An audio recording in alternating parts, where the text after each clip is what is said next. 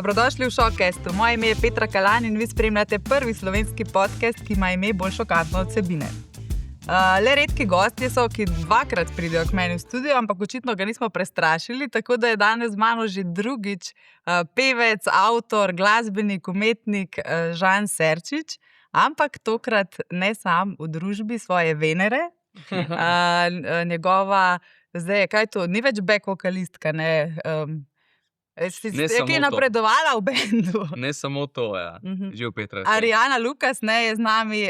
Danes bomo malo razpredali o življenju, o glasbi, o vsem, kar se vam dogaja. Zdaj ste kar vroča roba, bi rekla, in vaju lepo pozdravljam. Kaj to pomeni? Kaj to vroča roba? Ja, vroča roba je, da se kar povsod pojavljata, verjetno vaju vabijo na intervjuje, najprej sva gledali z Arijano v naših tiskanih izdajah. Ja. Vroča roba je kar dobro za glasbenika in umetnika. Jaz sem že 3 leta vroča roba. Pa me zanima, kaj bo, ko ne bom več vroča roba. Kakšna roba sem pol? Srednje topla. Leftover.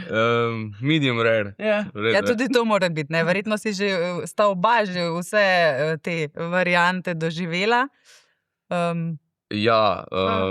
Jaz glede na to, da mislim, mogoče sem malo dlje na sceni, bom rekel, da je bil ta neki prvi boom na začetku, 15 let nazaj, pa pol sem se v bistvu samoiniciativno omaknil in ja, vem, kaj pomeni to, ko nisi prisoten, ne? In potem pa itak je na nas oziroma na tem, koliko delaš, jaz na srečo imam dosti inspiracije, da skozi nekaj izdajam, pa skozi neke nove komade delam. In ker se mi skozi nekaj dogaja in dokler se ti dogaja, tako dolgo imaš inspiracijo in potem, če imaš take kreativne ljudi okrog sebe, pol skozi inspiracija steče in nastajajo tudi nove pesmi in novi projekti. Dajte mi za začetek povedati, kako so se te vajine poti križale, kje sta se spoznala, je kakšna taka lepa, luškana zgodbica? Ja, prekrižale so se že dolgo let nazaj. Mislim, da je bilo leto 2016. A potem imate 10. obletnico? Mislim, ja, nekaj takega. 2016-2017, nisem čisto sigurna. Na kongresnem. Jaz sem imela z očetom nastop na kongresnem, je pa bil Žan sam pred nami. Vi pa 12-članski band. Ja. In se vam je zasmilil in zdaj si pri njem. Ne, sploh ni bil zasmilil, pač fascinirana sem bila, ful, ne. Pa nekaj malo sem že vedela o njem, pa itak socialno mreže, ne. Nad čim si bila fascinirana? Nad mojim stilom? Nad tvojim stilom oblačenja. Manj, ne. Ja, tudi to se je menjavalo. Ja, mislim, takrat mi je bilo res fascinantno to z luperjem scena, ne. Okay. Ta snemalnika, veš, takrat sem nastopil sam in vse sem v bistvu nekako sproti snemal. V živo. Se pravi, ko Ed Sheeran dosti dela tako. Ja. In sem takrat na kongresnem trgu, a se spomnim, pa še Dež je šel takrat. Zna biti, da ja. Dež je šel in bilo je takrat enih 10 mojih fanov. 10 let nazaj. Kor fanov. 10 fanov je prišlo. 10? 0, na kongresnem trgu. Ne 10,000. Ne. 10. 10,000 jih je pa prišlo zdaj, pol leta nazaj, ko smo bili na kongresnem trgu. Ja. Več. Potem si vse doživel, ne? Ja. Ja, upam, da še ne vse. Ampak sem pa že nianse, doživel tega in mislim, iskreno, jaz sem takrat za tistih 10 nastopil isto kot za 10,000 pol leta nazaj, ker sem pač enostavno bil vesel, da so sploh prišli. Ne, ampak to so najni začetki, ja, res je. Kdaj se je potem povabil k sebi? V bistvu so vse sama. Kaj lahko pridem? So prišla, Ne, mislim, da je bilo pol čez kako leto, slabo leto, mogoče čez pol leta. Ker sva si takrat izmenjala kontakt, telefonske, pa sem pač ga poklicala, da bi jaz rada delala. In je bil, ja, pač pridi, ne? In pa se iz Kopra pripeljala v Lenart. In tam ostala. Takrat se mi je zelo, da je to najdaljša vožnja mojega življenja. Se je bila. In zdaj tam živim. Zdaj živi v Lenartu. Zaljubila se je v Lenart. Aha, ti pa v Kopru. Ne, ja. Dobro, tam je bila dobra. Zamenjala hiše. Ja. Idemo še do tega. In zdaj sta na pohodu z eno res uspešnico, no, vrtice po radijih, kar nekako nam je zlezla pod kožo, Mars in Venera. Ja. Mislim, jaz bom iskreno povedal, verjel sem vedno v ta komad, ker je res tako catchy.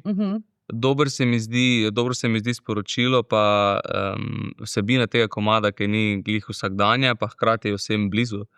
Ampak glede na to, da smo imeli že iz tega albuma 7 singlov z videospoti, od tega 2 komada sta bila in Bela lilija in Plamen in kri največkrat predvajana, en je bil 24, en je bil 25. Sem rekel, koliko še lahko zmolzemo zdaj ta album, ne? In zdaj smo dali pač lirik video ven in je komad se nekako kar sam naredil. In to mi je nekaj, to mi je najboljše, ko komad rečemo prime. Pa ne veš, kateri bo. Sej nikoli ne veš, kaj. Ja, sej to je ta fascinantna. Danes sem očitno fascinantna. Ja, si fascinantna tudi. Ful mi je zanimivo, ne, pač itak kot jaz, ki sem sodelovala zraven, da verjameš, ne, v cel projekt, ampak nikoli ne veš, kaj bo pasalo v tistem trenutku ljudem, ne. Tako da, ko je Žan izdal album, takrat pa je bila Mars in Vena, sem jaz pač tako bila sama. Sem čakala. Kdaj bo? Zdaj bo. Ja. Samo še malo. Kako pa je, Žan, ko za kakšno pesem misliš, da bo hit, pa je potem prezrta? Je to boleče za avtorja? Še kako je, Petra, iskreno, za vsak komad, ki ga narediš in napišeš, si želiš, da bi bil uspešen. Iskreno. Ampak nekako, glede na moje izkušnje, sem začel spuščati nekako ta pričakovanja in sem rečem, glej, a si dal vse v ta komad? Ja, si. A je to, kar lahko zdaj zaenkrat narediš? Ja, je. In to je to. In tukaj se konča, daj svetu komad in vidimo, kaj bo se zgodilo z tega. In koliko ljudi se bo s tem povezalo. In mislim, imam recimo pesmi, ki so zelo komercialno uspešne in ful predvajane in ful velika masa ljudi se z njimi poveže mogoče. Imam pa ene pesmi, so, ne vem, Plešem po dežju z tega albuma, ko se dotaknejo ljudi na enih globinah človeka, ki jih mogoče vsak niti ne premore v nekem trenutku, mogoče jih še ne razume, ker se mu ni zgodila kakšna taka situacija, ali pa ne more priti v stik s tem. In isto so mi pomembni ti komadi, ker jaz verjamem v to, da če umetnost te najde v pravem trenutku, te spremeni kot človeka. Ali je to pesem, ali je to slika, ali je to nekaj drugega, bilo kakšna umetnost in zato delam, tukaj delam. Preden se popolnoma predamo tej debati, bi pa spomnila še na 3 predmete, ne, da jih ne pozabimo tam pod mizo. Kaj sta prinesla danes sabo? Jaz človek predmetov nisem, sicer imam za vsak slučaj, par predmetov so pa zelo generični. Zdaj jaz bi rekla, ne bi rekla, da je bila neka stvar, ki me je zaznamovala, ne. Ampak je ena zgodba od lani. Najbolj me je zaznamovalo to, da sem čez noč ostala brez vseh videospotov. Ja. Kako to? Pač končala sem svojo zvezo in Še zdaj sem jezen. jaz tudi. Ker sem tudi jaz sodeloval v te videospotih in pri komadih. Jaz sem tudi, mislim, jezna, veš kaj? Ne, jezna sem. Še vedno sem jezna. Ker ni fair. Marsikaj ni fair, ampak to pa off limits. Pač ja, končala sem svojo zvezo in iz takih in drugačnih razlogov. In to je pa pač neka oblika maščevanja. Pa so kakšne te postopki, da se to vrne, ali je to zaključena zgodba? To je pač nemogoče zaradi tega, ker je udaril v moj profil. Ja, udaril je v moj profil, tako da ti, ko zbrišeš iz svojega profila neki, je to pač gone forever, ne. In YouTube je v bistvu tako ogromna platforma, da se pač sploh ne ukvarjajo s tem. Mislim, da je Google celo zdaj prevzel YouTube, nekaj v tem stilu. In se pač ne ukvarjajo s tem zaradi tega, ker je to taka ogromna poplava videov, da neka taka malenkost, kot so moji videospoti, pač za njih, seveda za me ni bila to malenkost, ni tako pomembna. Tako da pač nič. Je bil to kot nek nov začetek, ne? Fantje, ne glede na ranjen ego, nikoli ne tega naredil. Ja, vidva nista maščevalna, si predstavljam, ko pride do kakšnih zaključkov v življenju. Sej človek je pač ta tvoja prva reakcija, ko si ranjen, ne, da bi, Ampak pol si pač ta tvoja podzavest, ne? Si pač se sploh... Nima veze, ne? Moje najljubše maščevanje je... Da napišeš hit. Ne, Ja. Ne, to ni maščevanje, to je vsak hvaležen sem. Ja. Vsem lekcijam in, če smo že pri tem dotično, mojim bivšim, Thank you for za my inspiracijo. Ja.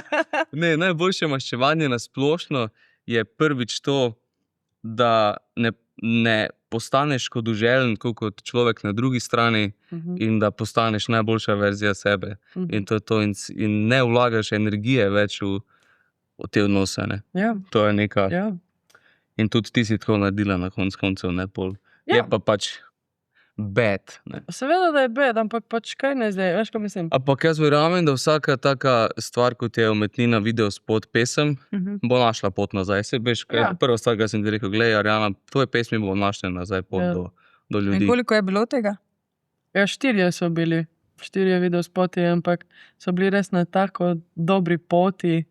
Pač nazadnje je bil za pesem Ne vračaj se videospot, ki tudi on dobro ve, koliko enega truda in denarja in vsega je pač bilo vloženo in koliko enih ljudi je bilo notri. To je bilo več kot 80 ljudi, ki je sodelovalo pač v tem projektu, ne? Tako da to ni bil samo moj projekt, to je bil pač projekt tolikih ljudi in pač to je tak en ogromen disrespekt, ne, pokazan vsem njim. Pa je šlo tukaj za problem avtorstva, verjetno imaš kaj videospote shranjene, ne? Ja, seveda, zdaj so spet gor, tako da lahko si greste pogledat. Like, share, subscribe. Ampak pač ta statistika je izginila, ne?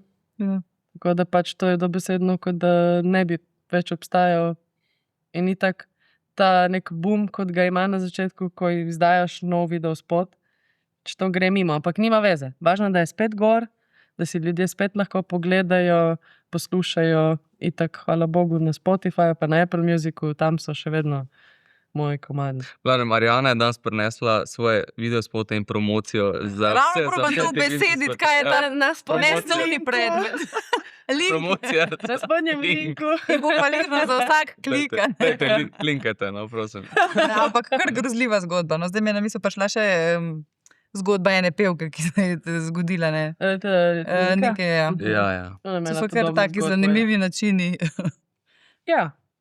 Zanimiva beseda. Žan, si ti kaj bolj konkretnega prinesel? Jaz sem bolj konkretne stvari. Se pravi, 2 stvari. Kaj sva rekla, prva je nekaj, kaj je mene zaznamovala. Res? Okay. Prva, ki je mene zaznamovala, sicer ni to knjiga, ki sem jo že prebral, ampak jo berem trenutno, ampak prva knjiga od Joe Dispenza, ki sem prebral, Odvadite se biti to, kar ste. In mislim, spremenila mi je življenje v zadnjem letu, ker sem... Ful sem študiral, meditiral, bral, delal na sebi zadnjih 10 let mogoče. In ta knjiga mi je dala mogoče eno razumevanje, spoznanje, da ni fora, koliko vse znaš, pa koliko vse se naučiš, ampak predvsem, koliko se odučiš. Nekih stvari, kjer niso sploh tvoje, kjer so neki vzorci priučeni, večgeneracijsko že nate pristali in govorimo o neki krivdi, sramu, jezi, žalosti in predvsem si pustiti, čutiti neko veselje in hvaležnost. In zdaj berem drugo knjigo, ki sem jo dobil zelo resen dan pred kratkim. Od moje familije sem dobil to knjigo. Sem vesel, da sem odkril njega in njegove meditacije. Tako da v bistvu zdaj tako zgleda, kot da sem ambasador Joe Dispenza. Več gost, mislim, da si že 6. gost, ki je spremenil življenje na ta način, tako da nekaj je na tem. Ja. Joe Dispenza je tukaj kar popularen predmet. A res? Ja. Poročam se, ko prebereš. Dobiš.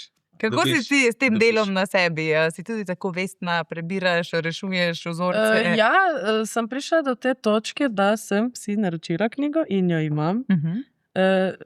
Berem pa še eno drugo, tako da rada končam pač prvo knjigo. Ne morem začeti več knjig naenkrat. Moji možgani ne delajo tako potem. Ampak sem si naročila Brcnite se v svoj rit. In komaj čakam, da jo začnem brati, ker mislim, da je tako obetavna je, po mojem. Mislim, imam neka pričakovanja do nje, glede na to, kaj sem prebrala. Kako pogosto imate med sabo kakšne te res življenjske debate, kako dobro sta se spoznala vseh teh Vsakič, letih? ko sva skupaj. Vsakeč, ko se vidimo. Mislim, da nekako imamo nek tak krog ljudi, ko ne samo, da sodelujemo profesionalno, Ja. ampak jaz mislim, da je, to smo se že pred podcastom pogovarjali, ne, kup enih ljudi se je zamenjalo, krog ljudi se je zamenjal, pa sploh zdaj po 30. Se je krog ljudi zelo zmanjšal. Tudi in v bistvu jaz vidim pri sebi, ostajam v stiku z ljudmi, ki tudi delajo na ta način na sebi. To ne pomeni, da ostale za nalašč mogoče izločim iz življenja, ampak se nekako zgodi, da se razidemo. In biti v stiku s temi stvarmi in se pogovarjati o teh stvareh je mogoče še nedavno bilo nek tabu in mogoče, ker naši starši niso mogli tega narediti, si potem marsikdaj mislimo, da tudi mi ne moremo, ampak mi smo, se mi zdi, nekako prva generacija, ki hkrati s tem, ko rešujemo neke te čezgeneracijske stvari in travme, hkrati vzgajamo pol tudi otroke svoje, mi še nimamo otroka, ampak govorimo o tem, da smo že ta generacija, ne? Ker nam je to dostopno in imamo možnost to narediti.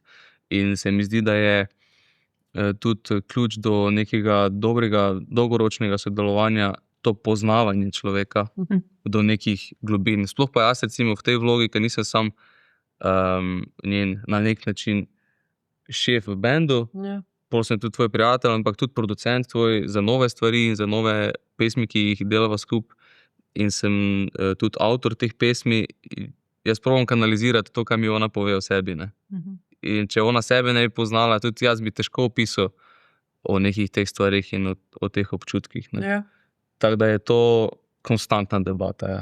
Ja, mislim, treba se res poznati, da ti je sploh iz moje strani, ne, da ti je sploh komot, da neka oseba ve toliko več o tebi kot Ja. edini, ki Kot lastna družina mogoče tudi.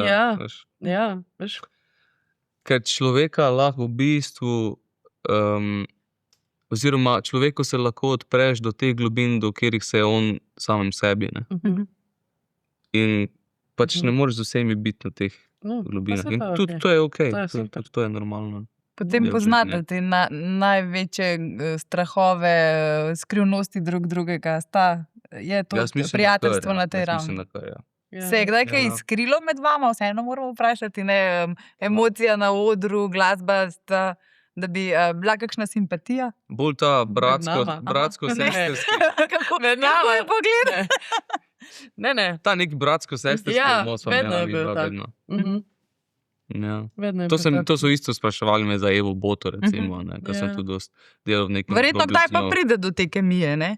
Včasih se zgodi, ampak eno tako izkušnjo imam, recimo, ko pol, Pa je to pozitivno ali negativno? mislim, da ni dobro.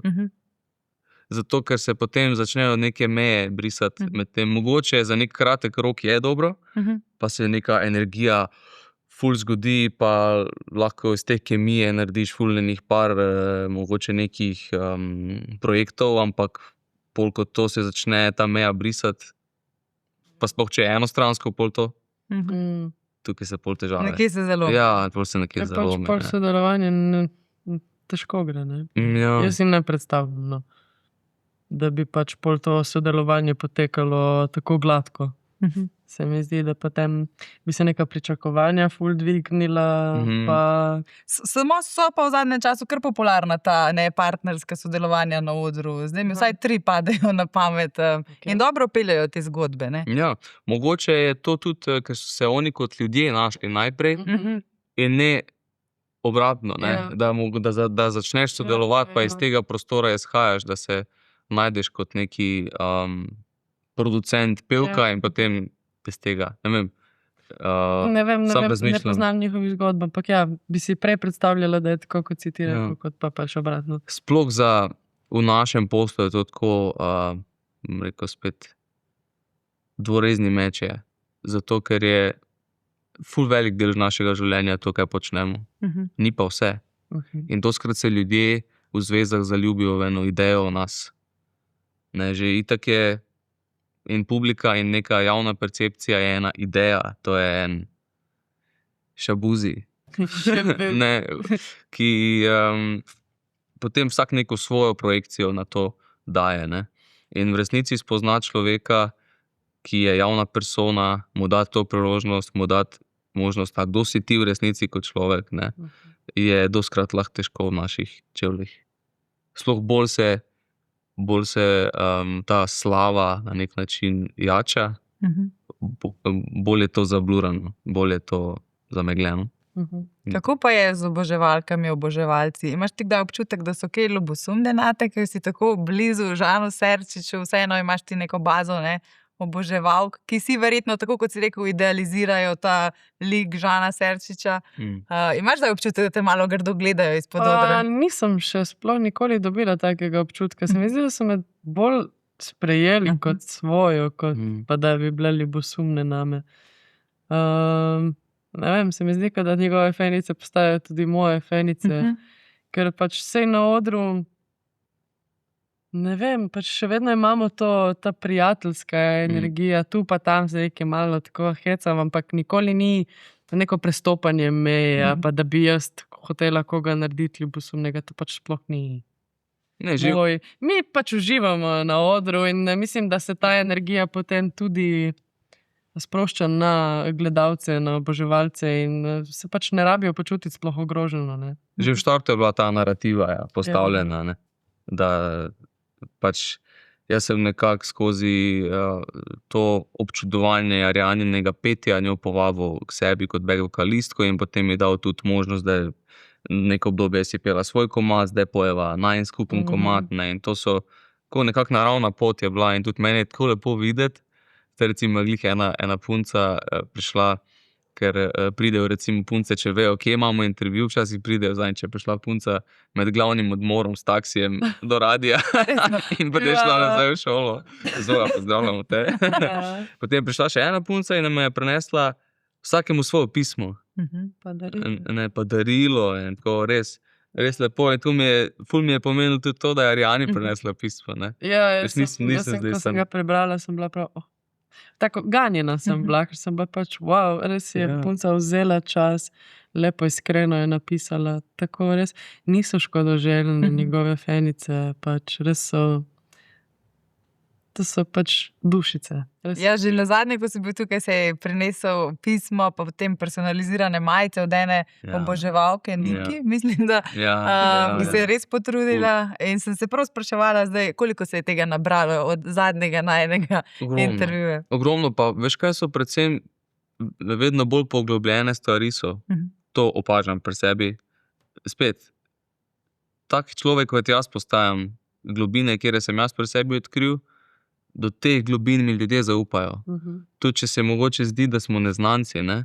Oni mene nekako poznajo čez moje pesmi in začutijo to frekvenco, to vibracijo in jaz to začutim, jaz to vidim tudi v moji publiki. Dost teh ljudi, ki prije na moje koncerte, so iz težkih okoliščin.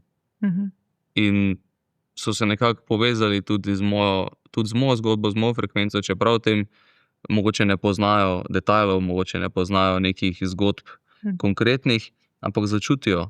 In potem jaz dobim pisma, ki govorijo o tem, kaj se je njim vse zgodilo. Ne, ni ono, Žan, ti si bla bla bla, ampak Žan, rada bi ti povedala to, rad bi ti povedal to pa to se mi je zgodilo in ta pesem mi je pomagala čez to obdobje. Ne. In tukaj si pol res rečem, tu recimo odkar sem bil nazadnje tukaj, recimo, če bi tak glavno stvar rekel, kaj se je spremenilo, res sem začel verjeti, da je to neko moje poslanstvo in ta del celjenja sebe skozi glasbo, s katerega sem jaz začel, je to zdaj nekaj, kar hočem dati naprej. In ne iz nekega potrjevanja sebe in lastne vrednosti in tega, ker nekako dost od nas začne to iz tega razloga. Dost od nas začne zato, ker nam je manjkala pozornost v otroštvu, dost od nas začne da bi dobili neko potrditev, da bi začutili ljubezen od ljudi, ampak priješ do neke točke, ko so lahko koncerti 1000 ljudi, 2000 ljudi, 3000 ljudi, pa še vedno ne čutiš. Ja, ampak še nisem dosti dober, še nisem dosti dober. Pol to vidiš, so eni glasovi not, ki najprej niso bili tvoji, zdaj so postali tvoji, ne? in se jih moraš odučiti. Ne. In če jih ne Z- znaš utišati, Ja. so še glasnejši. Ja. Ti kdaj se izpraševala, kako te je zaneslo na odre, iz kje je ta vzgib, želja? Mislim, definitivno razumem, da mi je to bilo nekako prav postavljeno, v zibelko, kot pravijo. Ne. Pa sem se dosti časa borila proti temu. Pač najstnik si, ne bom jaz. Ne mi govoriti, kaj bi mi bilo meni boljše. Ampak pol sem nekako v bistvu ugotovila, da ko sem gor na odru, ko pojem, sem pač lahko jaz. In sem čisto sproščena, čisto druga. Se mi zdi, da mi tudi nekako samozavest zraste. In lepo mi je videti te odzive od ljudi, ko vidiš, da jih ganeš, ko vidiš, da te razumejo, kaj hočeš povedati skozi pesem, pa če to tudi ni, na primer, moja pesem. Ker veliko let tudi nastopam z očetom, nastopam tudi coverje velikokrat, ampak jih interpretiram na tak način, kot da je to pač moja pesem, kot da jaz bi rada to povedala. In se mi zdi, da se to mi je najbolj pomembno, no? Da se lahko povežem z ljudmi, brez da rabim kaj povedati, da se pač čutimo. Pa je težko biti ranljiv, iskren na odru, si se tega morala naučiti, je težko dati srce na pladenj, ne? Pa bom rekla tako, definitivno se mi zdi meni osebno težje biti ranljiv v vsakdanjem življenju. Kot na odru. Ja. Zanimivo. Ja. Ampak to je pač delo. Se mi zdi, da za oboje se moraš res truditi in delati na tem, da si pač dovoliš biti ranljiv, ker da biti ranljiv je, si mislijo vsi ostali ljudje biti šibek, ampak dejansko ni, ne. Moraš biti res korajžen, da si upaš biti ranljiv in toliko bolj, koliko si korajžen, toliko bolj ranljiv si lahko upaš biti. Mislim, da sem na eni fini poti, no. Žan, tebi ni tako težko biti ranljiv. Ravno danes, ko sem se pripravljala na ta intervju, še zadnje minute mi je vrglo en podcast čisto svež, neko sodelovanje z neko banko, kjer si res, moram priznati, da je tudi kakšna solza pri meni pritekla, kjer si dal res take zelo tudi grozne stvari si povedal, ne? Od otroštva, od nasilja fizičnega, psihičnega. To je težko povedati in dati kar vsem na razpolago te podatke in potem delate z njimi, ne? Kako težko je povedati ene take stvari, vse družino vedno želimo zaščititi, ampak na koncu pa hočeš pa presežti vzorce, ne? Ja, in mogoče, ko govoriš to z eno ljubeznjo in hvaležnostjo do vsega, do svoje družine, kar imam in kar mislim, da se čuti in kar tudi večkrat povem. In imam zelo lep odnos z obema staršema, zato ker ne obsojam njiju. Obsojam mogoče neka dejanja, ampak razumem, odkot prihajajo dejanja, zato ker sta tudi ona dva doživela še hujše stvari. In sem lahko jaz sam vesel in ponosen na njiju, kaj sta ona dva presegla. Čez kakšno sito je to šlo pri njima, kaj od tega sem jaz bil deležen pol, ne. In jaz verjamem, da vsako stvar, tudi sploh te težke stvari v življenju, ki jih doživimo, v otroštvu, ki jih doživimo, nas delajo take, kot smo. In ne bi bil tukaj sem in ne bi bil takšen, kot sem, če ne bi vsega tega doživel. Vso nasilje in vso to in vse te občutke, ki sem jih nosil s sabo. In res nismo krivi, kaj se nam je zgodilo, smo pa 100% odgovorni za to, kaj bomo s tem naredili. In meni ni več to tabu. Mi je bil dolg časa sem čutil ta pritisk notranji. Zato, ker ko si ti pred žarometi, ko posvetijo kamere, ko posvetijo luči, ko se prižgejo kamere, imaš en občutek skrivati en velik del sebe. Skrivati ta velik del sebe je ogromen pritisk. Mogoče se razlikujemo med ljudmi, eni pač ne želijo o tem govoriti, ne rabijo. Jaz sem se odločil o tem govoriti, zato ker se mi zdi pomembno, da to nekako nehamo stigmatizirati, oziroma vsaj jaz vidim pri sebi, koliko je to pomagalo moji družini. Jaz sem zacelo rane, ki so nazaj šle, ne? In mojim staršem in tudi neki družini in tudi naprej. In bolj govorim o tem, hkrati je pač na nek način srhljivo o tem govoriti. Skozi je ta pritisk, kaj bomo rekli, kako bomo me gledali, kaj bomo mislili o meni. Po drugi strani si pa rečem, kaj pa s tem zgubim? Še vedno sem na tej strani en tip, ki poje, ki piše pesmi, ki se izraža, in na tej strani en človek, in tudi kot to hočem, da me vidite. Kot človek, ki je iste rane doživel ali pa nosi kot mogoče vi. In spet na nas umetnikih je, da neke te čustva, poglobljena čustva izrazimo, da jih lahko ljudje začutijo.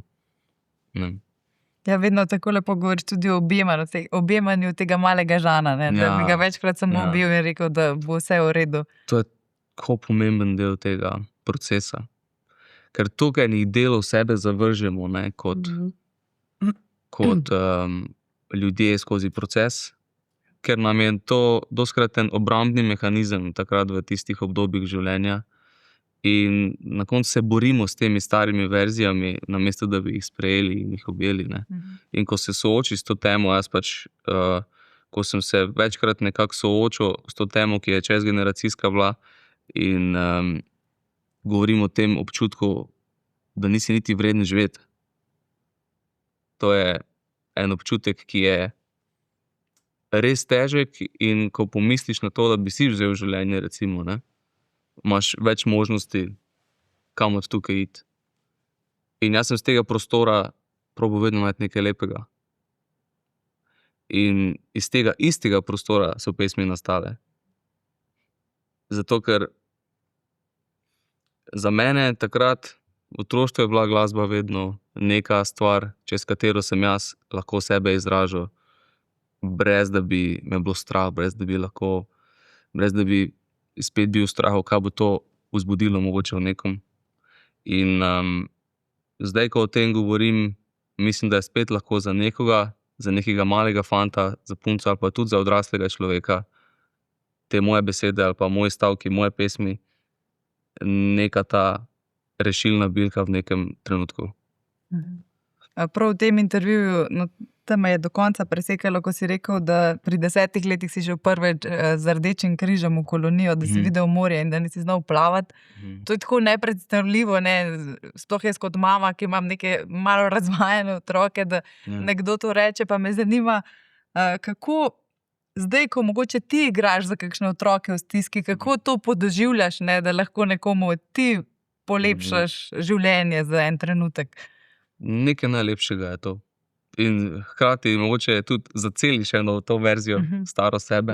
Zdaj smo imeli Radio 1 maraton, pa smo spet zbrali, tako vsako leto zberemo za te otroke, oziroma pač na nek način pomagamo. Jaz sem letos ambasador Zveze prijateljev mladine Slovenije in v bistvu gremo v sklopu ene akcije presenetiti otroke. Ne bom še povedal, kje, kdaj, zato da bojo presenečeni. In a veš, za vsako tako stvarjo Petra je, tako kot sem rekel, v prvi vrsti, ko vidiš otroke, ko vidiš te nasmehe, ko vidiš, koliko jim to pomeni, sam da zavohajo morje, se jaz poistovetim s tem in podoživljam te občutke. Ne. Kako je bilo meni pri 10, to je morje, glej, wow, koliko drugače. Ne znam plavati, ampak vseeno je pač. Na morju si ne. In takrat si rekel, da navežem zdaj, kaj še se skriva pod mizo, da s kitaro lahko osvojiš in vzgojiteljice in sovrstnice. Ja. In Prav si navezal. kitaro imaš s sabo, ne, eno prav posebno. To je v bistvu na nek način tudi sem nekako povezal, ker je to skupen predmet. Pa bom povedal, zakaj je skupen. Gled, to je kitara, ki sem jo dobil za moj 30. rojstni dan lansko leto. Oba sta 30 trenutno. Kako je? Jaz sem že 31. Ti si že 31. V bistvu je to darilo od mojega zelo dobrega prijatelja iz mojih domačih krajev, od Marjota, ki mi je to kitaro poklonil za rojsten dan.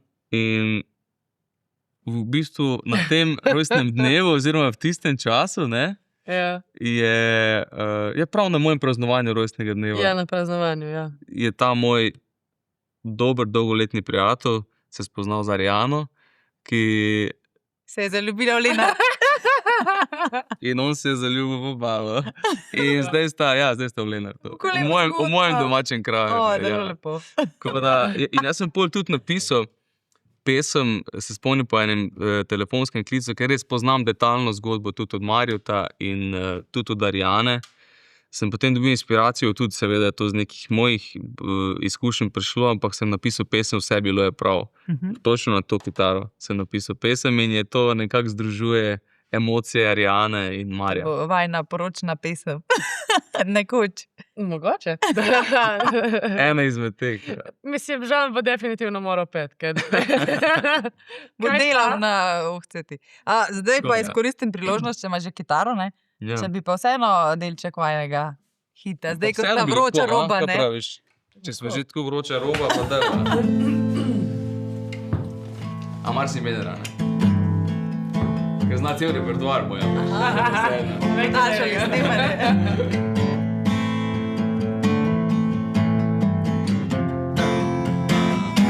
Kaj sva mi dva,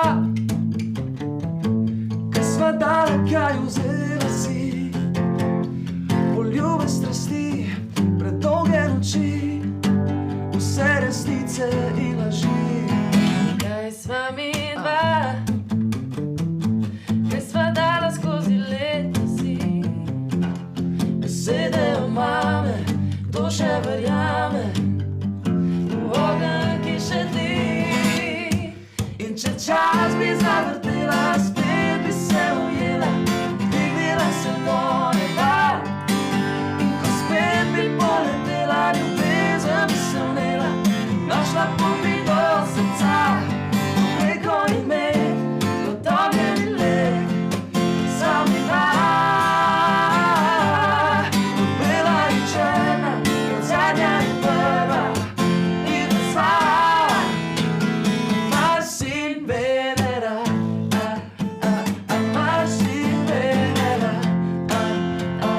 Mars in Venera, Mars in Venera, Mars in Venera. Ja, wow. Dobro, en aplauz. Ej, Tako lepo.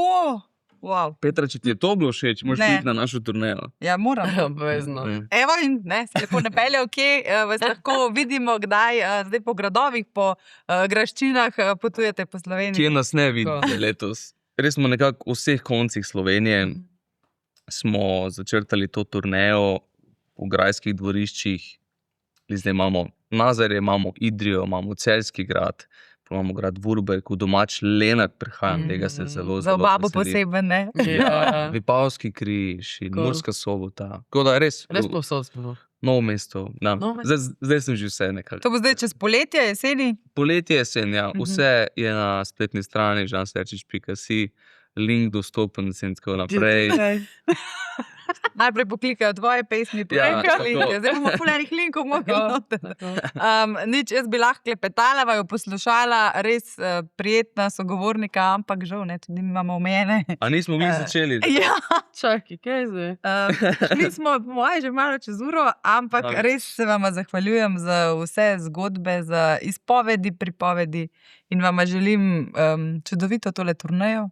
In res upam, da se kje vidimo. Ne? Hvala. Hvala, ja. Ne Hvala morete. tudi. Hvala tebi, Petra, in hvala vsem poslušalcem. Vse linke smo dali. Ja, to smo. Vabljeni ste na turnejo. Zmanjkalo nam je linkov. To je to. Hvala. To je bil Šokest, hvala, da ste bili z nami. Šok.